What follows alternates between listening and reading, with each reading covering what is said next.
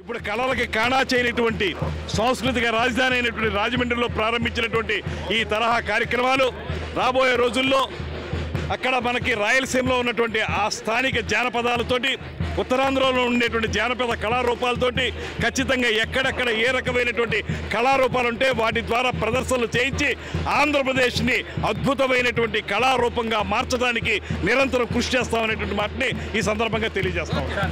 నాకు కళలకు మంచి రోజులు వచ్చాయి అని ఒక నమ్మకం ఆ ఎంపిక చేసిన రోజు వచ్చింది. ఆ నమ్మకం నిజమైందని చెప్పి ఈరోజు ఈ గ్రాండ్ సక్సెస్ అయిన ఈ కార్యక్రమం ద్వారా అర్థమైంది.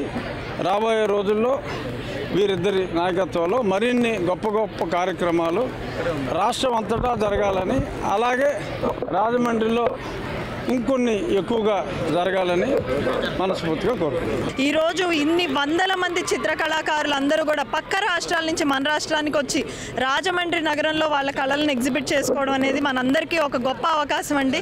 వీటి కోసం మనం పొరుగు రాష్ట్రాలకి, పొరుగు దేశాలకి వెళ్లాల్సిన పరిస్థితి ఇలాంటి కళలు చూడాలంటే. కానీ మన రాజమండ్రిలో ఇలాంటి అవకాశం దొరికింది కాబట్టి మీరందరూ వచ్చి కళాకారుల్ని ప్రోత్సహిస్తూ వాళ్ళందరినీ కూడా మీరు కళలంటే ఏంటో పిల్లలకి చూపించే ఒక అవకాశం కూడా. ఇందుకు మాకు సహకరించిన ఇక్కడ పురంధరేశ్వరి గారు కానివ్వండి, మా అన్నయ్య ఆదిరెడ్డి వాసన్నకు కానివ్వండి, ఎంతో సహకారం అందించిన జిల్లా యంత్రాంగానికి కానివ్వండి, ఈరోజు ఇంత పెద్ద ఎత్తున ఈ వేడుక జరగడానికి కారణమైన ప్రతి ఒక్కరికి పేరు పేరున నమస్కారం తెలియజేసుకుంటాం. గత 5 సంవత్సరాలు టూరిజం డిపార్ట్మెంట్ వారు పడుకున్నారు. ఇప్పుడు కళాకారులను అందరినీ తట్టి లేపి మీ ప్రతిభని ప్రదర్శించండి. అందులో ఒక కళాకారుడు ఎవరంటే మన గౌరవ ముఖ్యమంత్రి చంద్రబాబు నాయుడు గారు.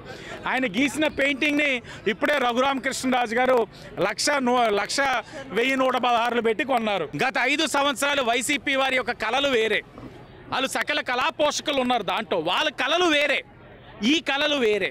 ఇవి ఫైన్ ఆర్ట్స్, ఇవి అందరికీ కూడా ప్రజలకు ఉపయోగపడేది, ప్రోత్సహిస్తాం.